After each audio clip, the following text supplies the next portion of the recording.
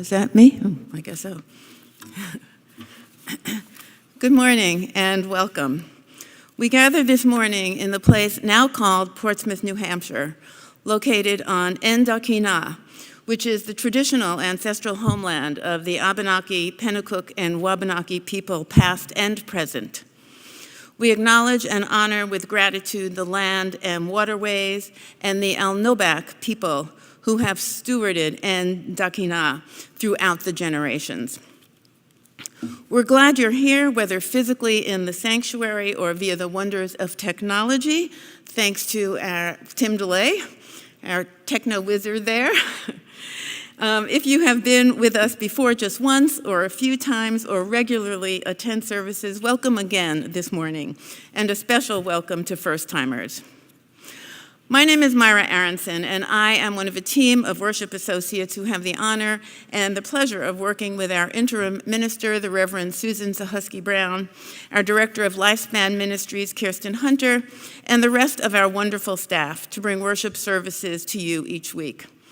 Our congregation continues to thrive due to their efforts and the efforts of the many volunteers who continue to give their time, treasure, and talent to keep us going. It takes many people, some of whom you see and some of whom are behind the scenes, to create these services. The beautiful chancel flowers today, the arrangement there, is from Martha Cunningham. The gift of music will come from our administrator, Jen Leyden, and our guest organist, Jack Myers. The time for all ages today is offered by Jen Deldeo, our RE coordinator. After the time for all ages, the children are, as always, welcome to stay here in the sanctuary with their families or go downstairs with Jen for some activities. If you would like to socialize after the services indoors where it is warm, maybe it's not so warm down there, I don't know. The fellowship hall downstairs will be available, but there will be no food or drink as we will be wearing masks. I am pleased to introduce our guest in the pulpit this morning, Cathy Wolff.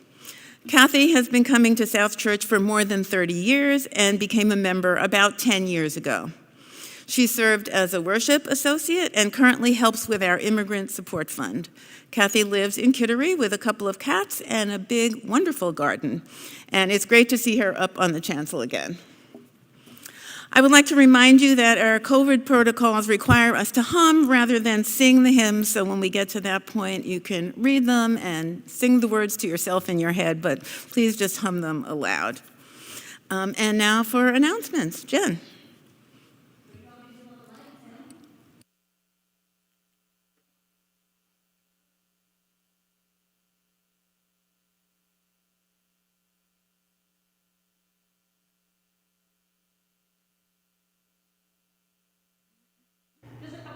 Announcements. A couple quick announcements. You may have seen an email this week about Christmas Eve. We are planning our Christmas Eve services. We are limiting the number of people that are able to be in the sanctuary to 200. So an email will be going out on Tuesday with all the information that you need to reserve tickets for Christmas Eve. You do need to reserve tickets and be vaccinated as well to come to Christmas Eve services. So make sure you snag those tickets up real quick. And we also need some volunteers for Christmas Eve. So if you are interested in ushering, helping outside, we are going to be doing some outside stuff as well. So please just email myself, Kirsten, Reverend Susan, and let us know how you want to help. And that's about it. I'm going to introduce Martha Cunningham, who is going to come up and give us an ABC testimonial.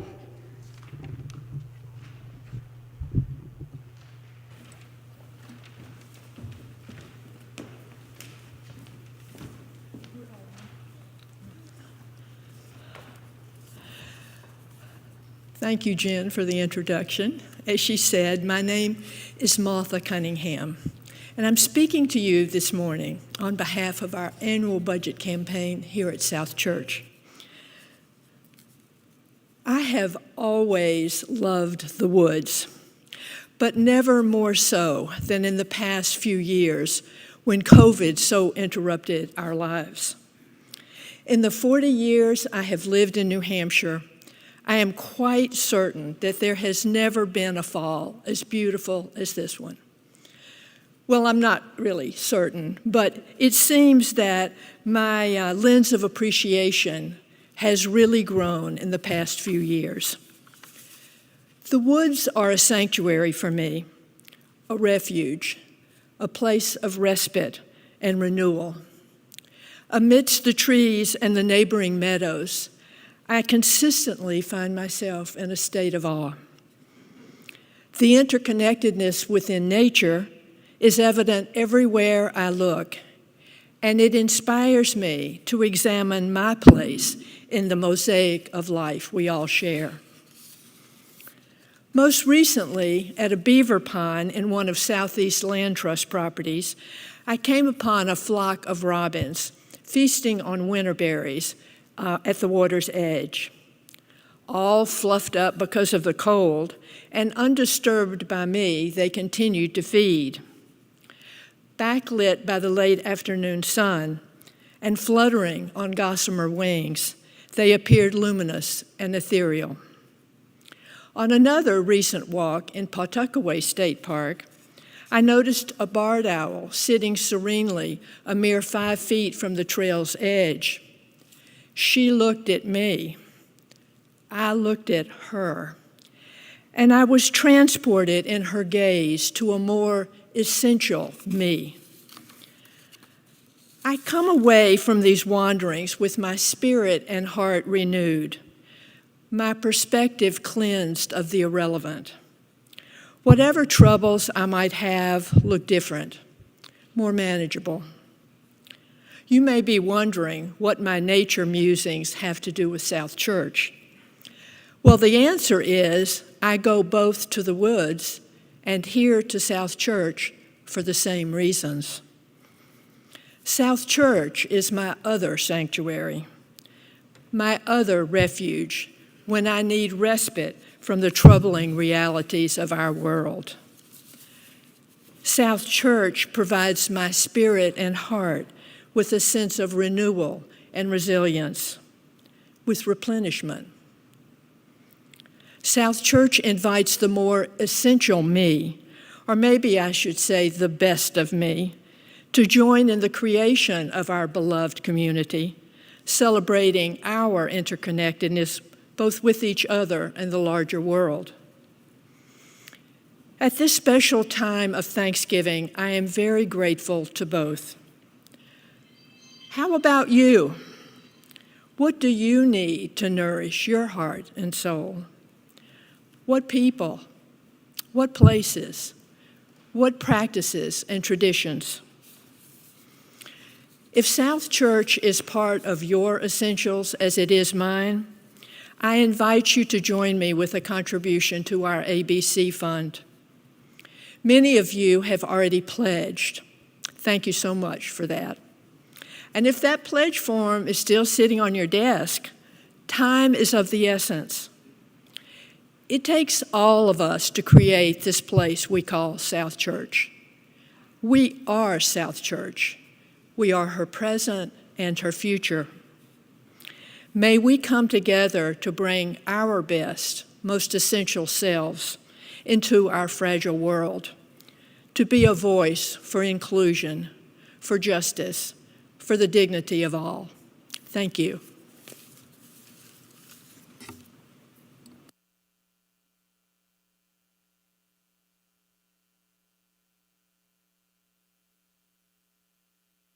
Waiting for a microphone. I was going to sing a little Hanukkah song for you guys this morning, but I'm sure most of you know I've been singing since, I think, before I could talk, and the loss of Stephen Sondheim this weekend was an incredibly profound and sad loss that has stuck with me. So instead of offering a Hanukkah song this morning, I offer you a little bit of Stephen Sondheim. Isn't it rich? Aren't we a pair? Me here at last on the ground, you in midair. Send in the clouds. Isn't it bliss? Don't you approve? One who keeps tearing around, one who can't move. Where are the clowns? Send in the clowns. Don't bother, they're here.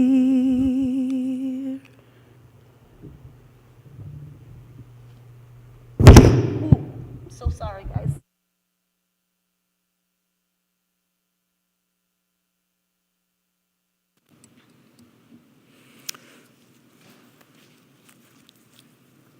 Well, that was beautiful.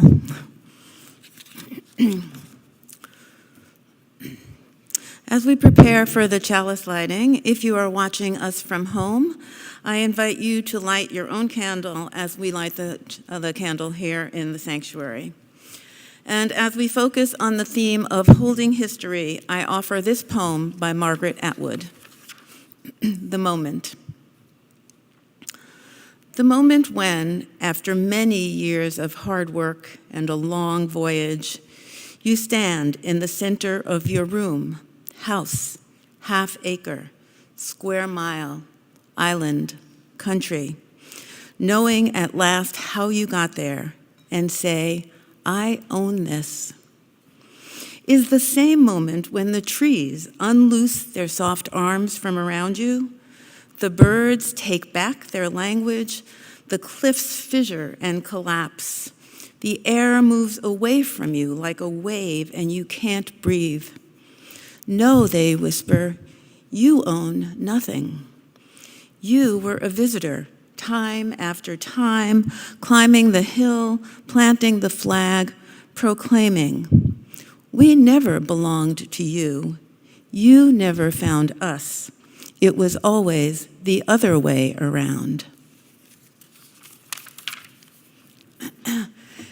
And now more candles. Today is the first Sunday of Advent, and at sunset, Hanukkah begins, and so we kindle the lights of the season. So we have a little technical challenge here because we don't have a mic that we can hold up there. So I'll just figure read this out. I'll read from here. And I'll light it, and then we can do this. Great. You can light the east one. There's a writer named Lindsay Mead who calls December a holy month. She writes, maybe it is the dark, silky silence that descends so early that speaks of reverence. Maybe it's the promise December holds that no matter how dark, how cold, how empty it can get, the light is coming back. Today we light the first of 4 candles symbolizing that hope, that promise. While they mark the advent of solstice and the birth of Jesus, they also represent the circle of the world and of the seasons, starting, rather ironically this morning, I would say, with spring. Spirit of the East, spirit of air, of morning and springtime, be with us as the sun rises in times of beginning, times of planting. Inspire us with the fresh breath of courage as we go forth into new adventures.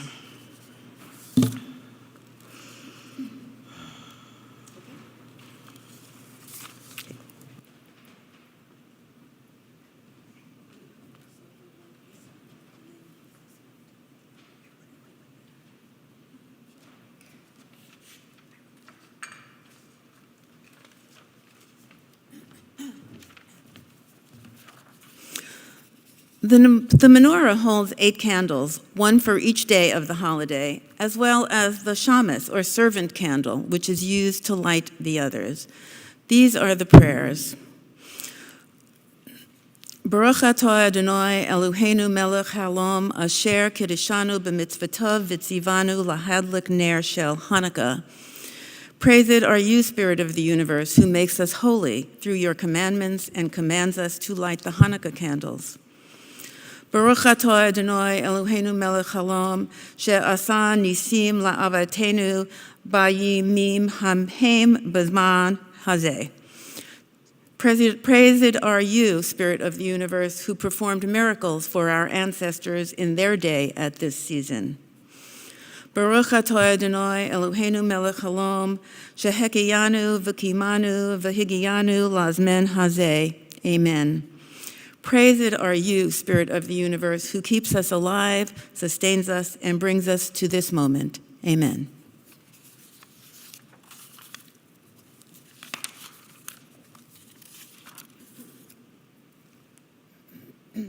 Goes back in the middle.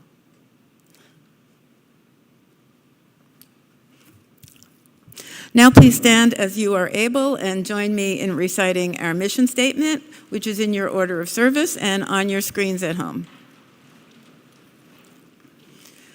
At South Church, we nurture spiritual growth through worship, learning, and community.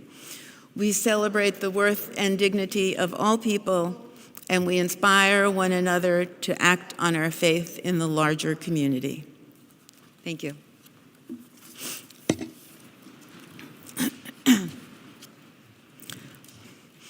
If you were to look up the history of Portsmouth, New Hampshire, you might be led to believe that, yes, while there are artifacts to show that the area was inhabited a very, very long time ago, nothing important happened here before the arrival of the Europeans, and that what happened to the indigenous people after that time was of no consequence and not worth knowing. Which seems to me more like ignoring history than holding history, which is our theme for this month. My one little personal action to address that injustice is to pay attention to where I am and remember those who were here long before my ancestors. I'm only a second generation. And in fact, before the European explorers and even the Vikings stepped foot on this continent. Hence the land acknowledgement in my welcome to you this morning. I have a favorite cartoon from The New Yorker, which shows three people sitting around a table, and one of them says, "That's strange. I remember it differently, in a way that casts me in a positive light and aligns with my worldview." It always makes me giggle. Right? I don't know about you, because I can certainly relate to being guilty of that. And the myth that we've been taught about the first Thanksgiving is another example of that from history. In terms of more current events, what could be a better example to demonstrate that than the acquittal of Kyle Rittenhouse? But I was not there. Whatever really happened, that jury made a decision, and that decision has power. And so the history of the tragedy and that trial is written. We may get attached to one version of a story, but on a broader level, we understand that there is always more than one, and that the versions that don't cast those in power in a positive light are often erased. We must recognize that some of the history we hold is false, but what is the true story? Even Howard Zinn's A People's History of the United States, a radical alternative to the conventional American history textbook, has been challenged as to what it kept in and what evidence it ignored. It is hard enough to know even the truth about our own experiences. So what do we hold on to? What do we let go of? Tonight is the first night of Hanukkah, the Jewish festival of lights, and there is a history that goes with that, of course. What is celebrated during Hanukkah is the miracle of the oil. As the story goes, though the Maccabees found only enough consecrated oil for one night when they prepared for the 8-day ritual of purifying and rededicating their temple after reclaiming it from the Greeks, actually, it was the Hellenists, that oil miraculously lasted for 8 days. There is much more to the story of the battle and the aftermath. As time went on, the Maccabees turned out not to be such heroes after all. But the part that survived and that's held onto and celebrated is the story of the oil. As a symbol of the oil, it has become customary to eat fried food, most commonly in our part of the world, potato latkes. Jews all over the world tonight will be eating latkes and fried donuts and lots of other greasy food, although not me, I hate all of that.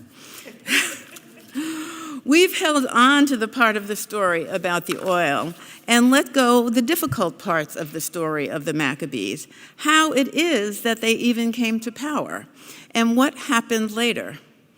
But I think that holding history requires us to acknowledge all the parts, to listen to the pieces that do not cast us in a flattering light or align with our worldview, to get closer to the truth. As we move into winter, let us remember to hold a light to the truth and have the courage to see and acknowledge even those things that make us uncomfortable. Our opening hymn this morning will be number 126 in the gray hymnal, which is Come Thou Font of Ever Blessing. Please stand as you are able. And while we will be humming, there is nothing to prevent you from swaying in your place.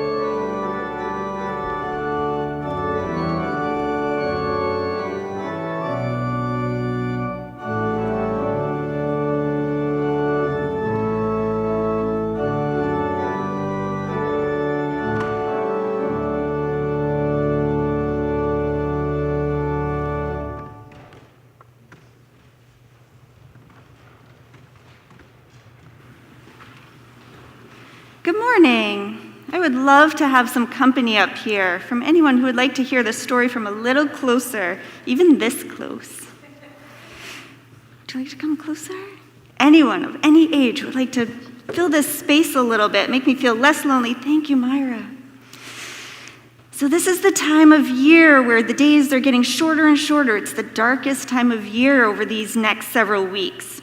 And that's because the earth is kind of tilted like this. And as it moves around the sun, the northern hemisphere, which is where we live, is pointed away from the sun. So that means the nights are longer and the days are shorter. And so even though it's the darkest time of the year, there are a whole lot of traditions that are celebrated related to light. And I don't think that's a coincidence. But this time of year, there are a lot of traditions related to light. And that natural cycle of light and dark at this time of year invites us to turn inward and to reflect on the things that have happened over the past year before we start dreaming and planning for the next year. So let's hold on to that word for a minute, reflect. Kind of stick it in your pocket for a minute, reflect. So like I said, there are a lot of traditions, some cultural, some religious, related to light at this time of year. So earlier this month was Diwali, which is called a festival of lights, and it's celebrated by Hindus and some Buddhists and some other communities, and it celebrates the victory of light over darkness. And we heard about Hanukkah a little bit, which is also called a festival of lights, which celebrates the story of a miracle that happened where a one-day supply of oil actually burned for 8 days. And let's see, Christmas is coming, and at Christmas we put, lights on trees and lights on houses. Sometimes there's an Advent wreath with Christmas that has candles, and we hear about the Christmas star, so lights everywhere with Christmas. And let's see, Kwanzaa happens later this month, and that is a holiday celebrated by a lot of African Americans. And there's also a candle holder with 7 candles, one that each represents a special principle. So all kinds of light traditions. Now, we don't all celebrate all of these traditions, but many of us have at least one tradition related to light this time of year that we find meaning in. So let's pretend that this ball of yarn is a bright ball of light. Can we imagine that with our imaginations? It's a bright ball of light. And so let's pretend that someone right here celebrates, maybe Sebastian celebrates Christmas. And could you stand up, please, Sebastian? And so maybe Sebastian finds meaning and value and comfort in celebrating Christmas and the light that's related to that. And so Sebastian connects to this light, and it goes into Sebastian's heart, and Sebastian holds on to the meaning of the stories of Christmas, and his heart reflects. There's that word that we had in our pockets, take it out. It reflects the light out of his heart and into the world. And maybe that light comes over this way. And maybe Cathy celebrates Kwanzaa. And Cathy finds meaning and connection in Kwanzaa, and it enters her heart, and the stories hold there, and the light shines out, and maybe it comes way over here. Oh, wow. Maybe it comes all the way over to Rita. Maybe Rita finds connection to the Hanukkah story and takes that story into her heart, and then the light shoots out from Rita, and maybe it comes over to Martha. Maybe Martha finds meaning in solstice, which is the shortest day of the year and signifies the return of light. Another thing that people celebrate. We'll hold that nice beam of light like this.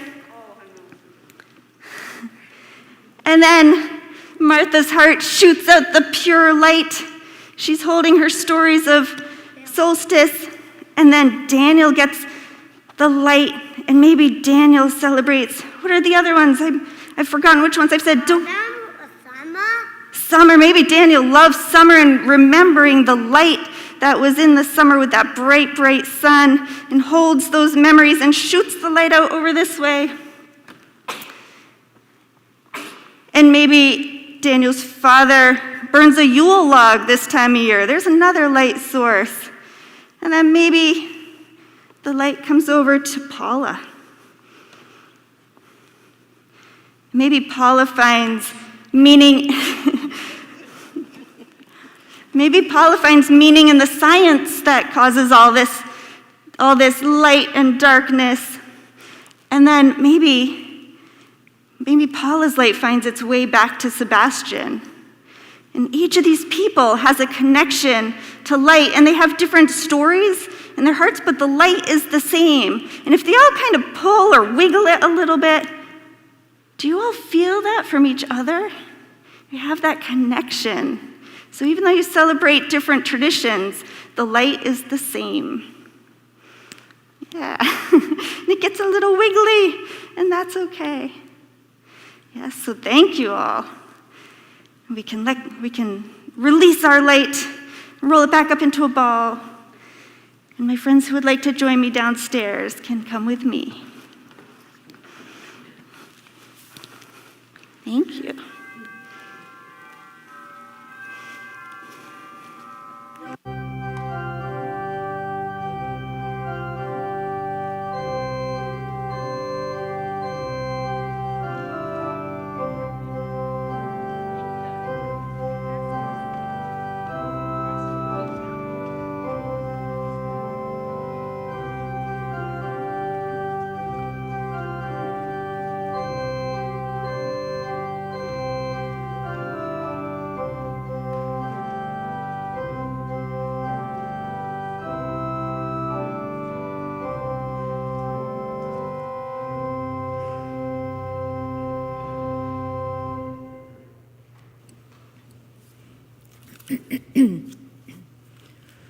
Oops.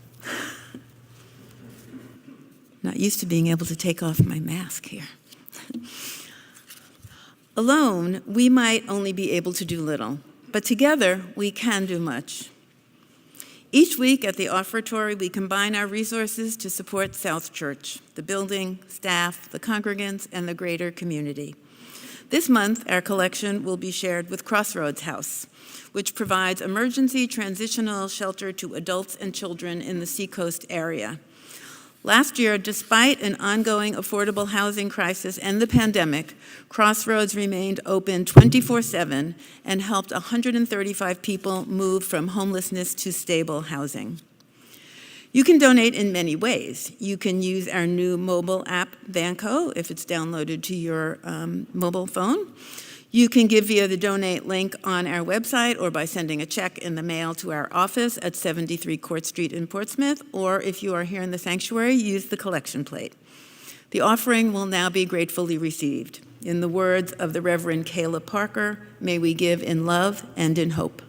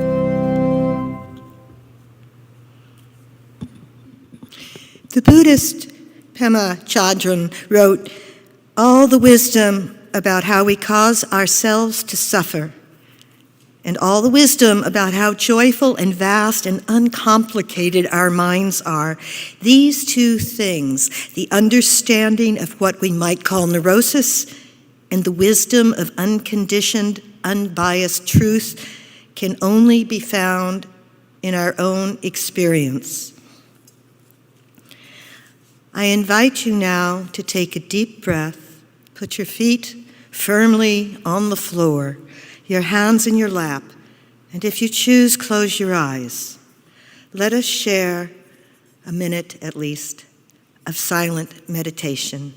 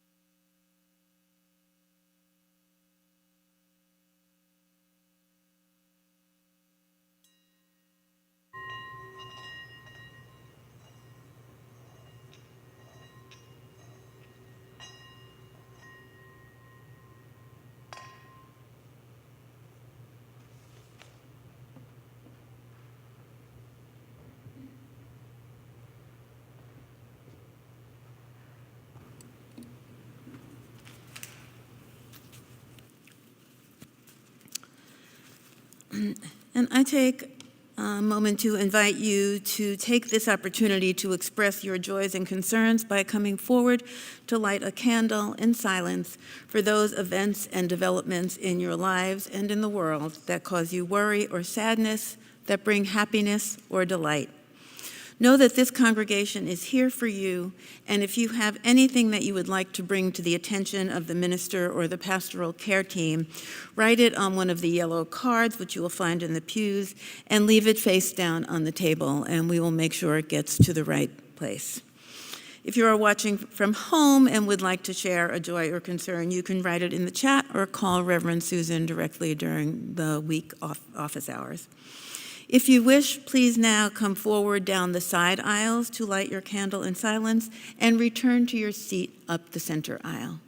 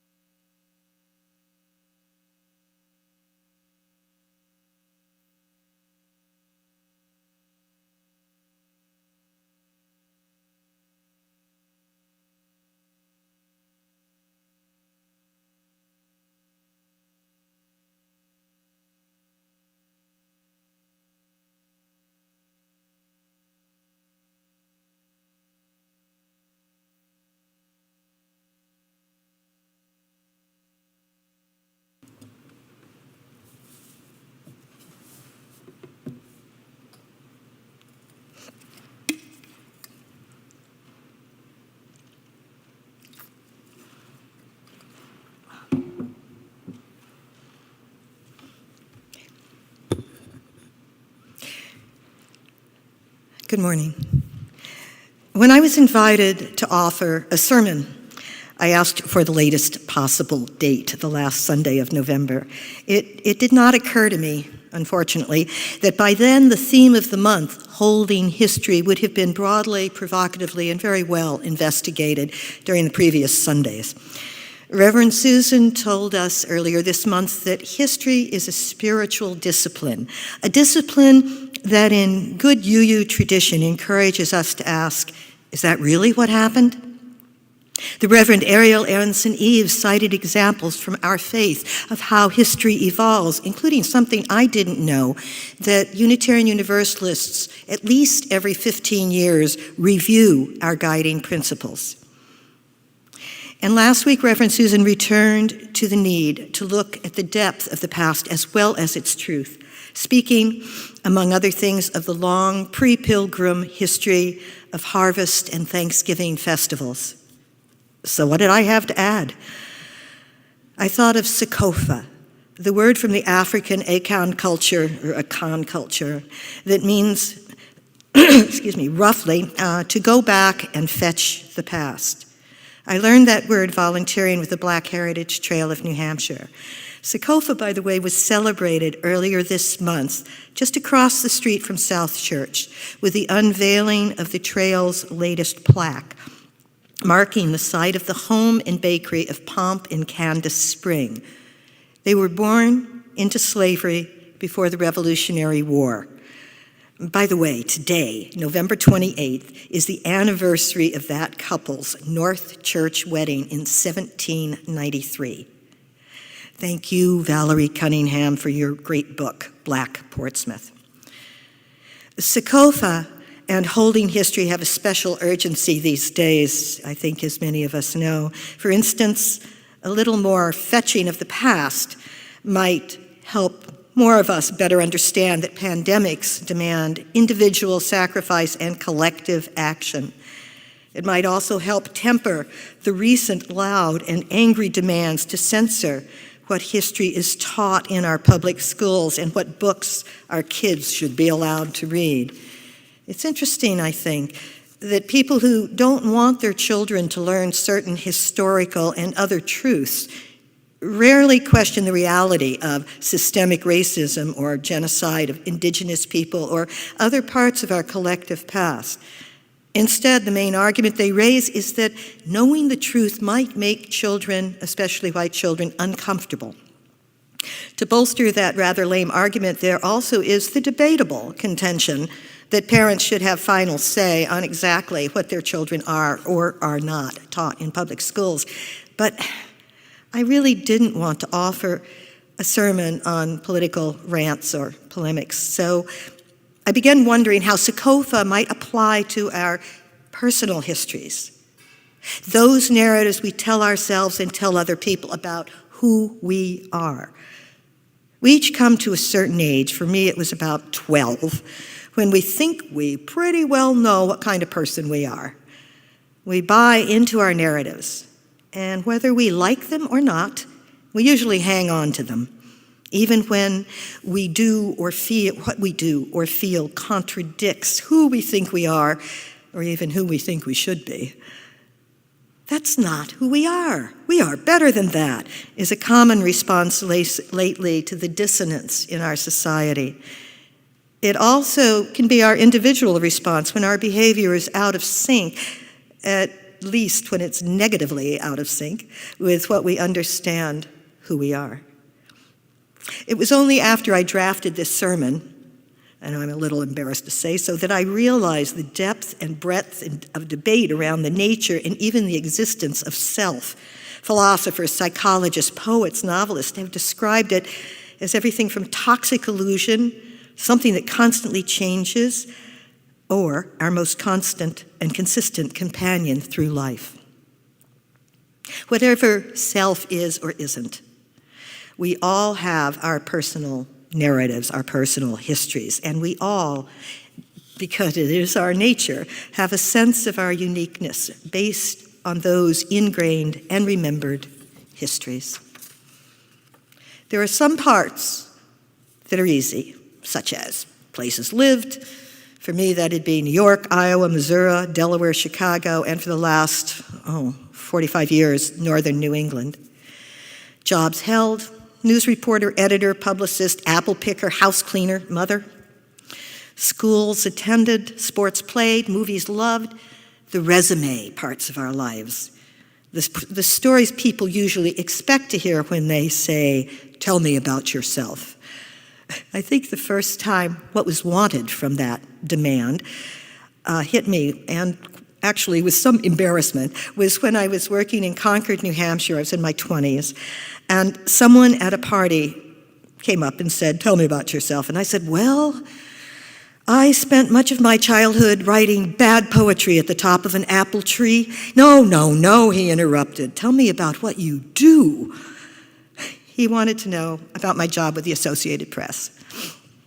Our factual histories, of course, as worship associate Brian Bliss noted last week, also involve our ancestors.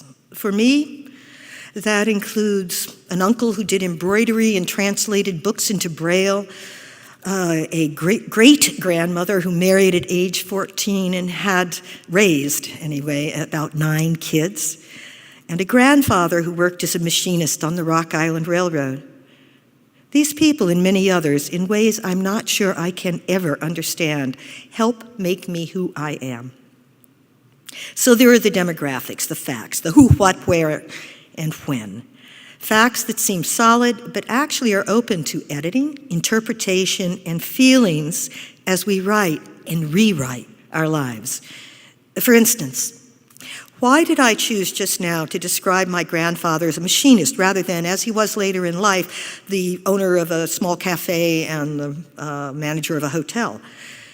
Or even more telling, not about my grandfather perhaps, but about me, is why I did not choose to say that my mother recalls her father, that grandfather. Once, when she was a little girl, she saw him marching with the Ku Klux Klan.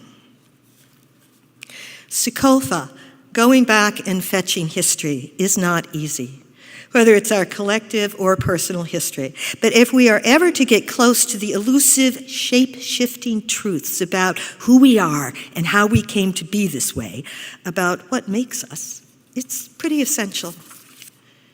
Beyond seeking identity, remembering adds color to our current lives. Our stories provide us lessons, sometimes a good laugh or a recalled warmth of a childhood summer day. Memories offer us a depth and a context for feelings.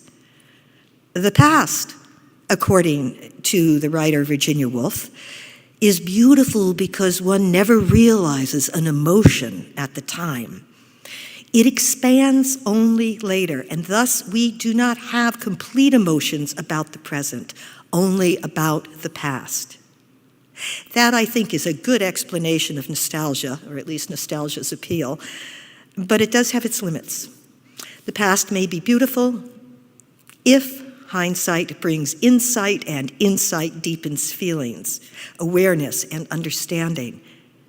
But there are times, especially with unpleasant memories, when we may try to freeze, bury, defang, deny, or rewrite our lives or the life of our nation, robbing a memory not only of emotion, but also of validity and possibly robbing us of a fuller knowledge of who we have been.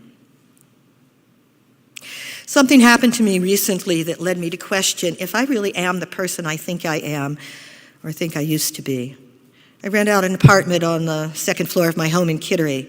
The tenant, who had lived there 7 years without a problem, had a psychotic break. She blasted heavy metal music out open windows, overflowed the bathtub, destroying my dining room ceiling, followed 3 days later by a near fire in the apartment. After I told her she had to move out, she punched holes in the walls, kitchen floor. She carved curses on the door. She hurled piles of her possessions out the windows. More than once, in an exorcist-type scream, she ranted, "I'm going to burn this house down." This went on for 3 months, with police coming and going and other things happening. She refused to talk with me and finally left the day before eviction took effect in late or mid-October. The whole situation left me shaky scared, to the point that I bought pepper spray. I often slept at a friend's home, thank you, Alice, and changed the locks on my doors. Every time I misplaced an item, such as my cell phone or key, I immediately thought the tenant had stolen it.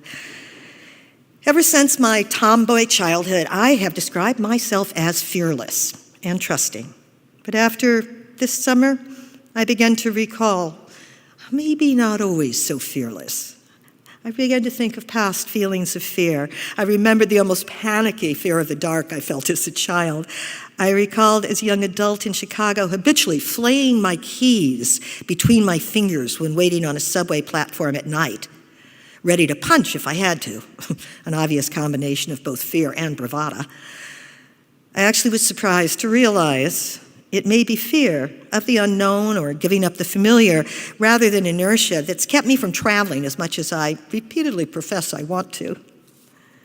It's not easy to examine even small parts of your personal narrative without jumping to judgment, to regret, to guilt, or rationalization, or on the other hand, self-congratulations and praise. But with the recent modest, very modest, re-examination I've been doing of myself, I've tried to keep it to discovery. Whoa, that's interesting. Perhaps I'm more like this than I thought I was. This matters, I think, because it's the feelings we hold about our history that can most interfere with getting near the truth. In addition, trying to distill a memory to a lesson risks robbing it of its nuances. As frustrating as it may be, we need to recognize and perhaps even welcome those nuances, those shifting colors and tones and weights of our personal narratives, even when it's uncomfortable or challenges our understanding of ourselves. As Joan Didion asserted once, the writer, Joan Didion, we are well advised to keep on nodding terms with the people we used to be, whether we find them attractive company or not. Hey, I started to realize maybe I'm fearless about some things and not about others. Maybe some of my fears that I used to have are less now, like fear of strangers on a subway platform. Maybe some fears are greater, like my house burning down. And maybe fear is not something to be feared. The nuances of history and of our memories are exactly why we need to practice Sakofa, to retrieve and hold history. But those nuances are also why we need to be careful not to hold our histories too tightly. I'm still unclear how or if the experience with the tenant this summer has changed me or my understanding of who I am beyond reconsidering fearlessness. I also realize that my natural curiosity, which I thought was limitless, does have its limits. I stopped wondering about the source or the outcome of my tenant's psychosis. I just wanted her and it out of my house. I did feel badly for her, and I never wished her ill, but I've also had to consider what kind of borders I may have to what I thought was fairly deep compassion. I'm still sorting through a lot of this, just as I'm still trying not to startle every time the furnace hiccups, and I think it's somebody in the house. What I did learn, though, is that we never completely know ourselves, nor do we understand the workings of memory, which, again quoting Virginia Wolff, no relation, by the way, is the capricious seamstress of our lives. Even so, there is value in Sakofa, in going back and holding our histories, holding them, but not too tightly. May it be so. And now let us hum the hymn 295.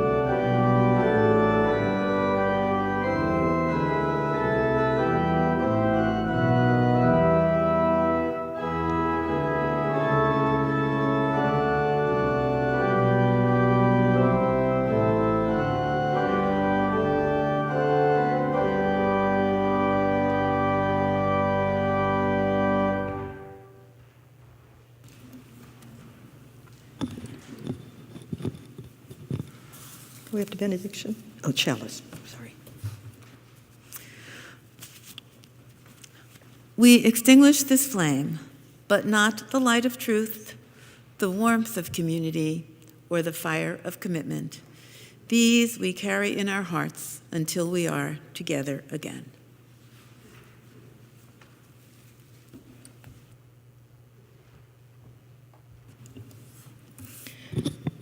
I know we usually do the benediction from there, but I'll do it right here. As we leave here today, each of us gently holding our own history, let us also consider the words of Universalist UU minister Scott Taylor. May we remember that we never walk out into the world alone. We stand on the shoulders of brave and generous ones who have gone before. We walk beside companions ready to catch us when we fall. We hold memories of dear ones in our hearts who keep us connected to our center.